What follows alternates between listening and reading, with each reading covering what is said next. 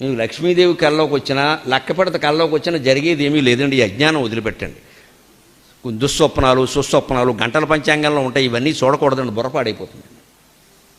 ఈ కళలు బల్లిపాట్లు పిల్లి శకునాలు మన జీవితాన్ని నిర్ణయిస్తామండి. బుద్ధుండి మాట్లాడుతున్నావా? అసలు నీ జీవితాన్ని నువ్వు నిర్ణయించుకోలేవా? మంచి చెడ్డ నీకు తెలియదా?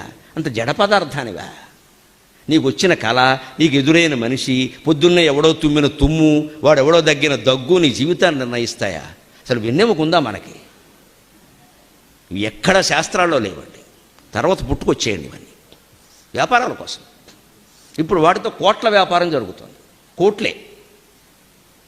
చేతిలో గీతలను బట్టి చెప్పేస్తాడు ప్రతివాడు జాతకం. మీరు చూసుకోండి అమ్మా, కోతి దొరికితే కోతిని చూడండి, కోతికి చేతిలో గీతలు ఉంటాయి, దానికి చెప్పమానండి. ప్రతి జంతువుకి చేతిలో గీతలు ఉంటాయండి, దీన్ని బట్టి జాతకాలు చెప్పేస్తారండి. ఎందుకు వస్తాయో తెలిసేవి ఇప్పుడు మీకు రుజువు చేయించండి. ఇలా ముడవండి ఒకసారి. ఎక్కడ మీ చెయ్యి ముడుచుకుందో అక్కడే గీతలు ఉంటాయి, గమనించుకోండి. ఇంకో చోట ఉండవు.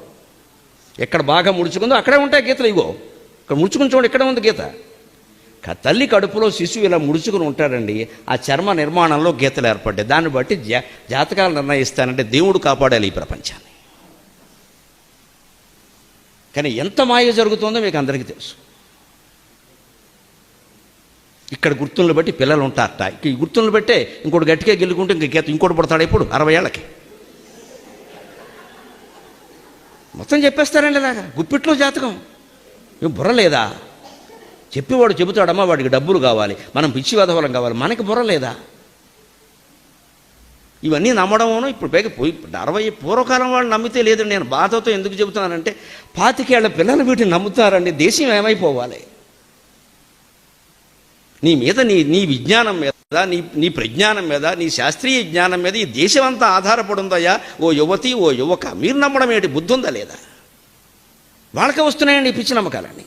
అంటే వాళ్ళని జడగొట్టేసాం మనం పూర్తిగా. వాడి నిర్ణయం వాడిని తీసుకోండి ఎవరు, వాడి మాట వాడిని మాట్లాడినెవరు. ఇలా ముడిచి చూసుకోండి, మీకు అర్థమైపోయింది. ఎక్కడెక్కడ వేళ్ళు ముడుచుకున్నాయో, ఎక్కడెక్కడ గుప్పుడు ముడుచుకుందో అక్కడ ఈ కణుపులు కూడా అంతేనండి. ఊరికే లెక్కట్టుకుందుకు పనికొస్తాయి అంతే.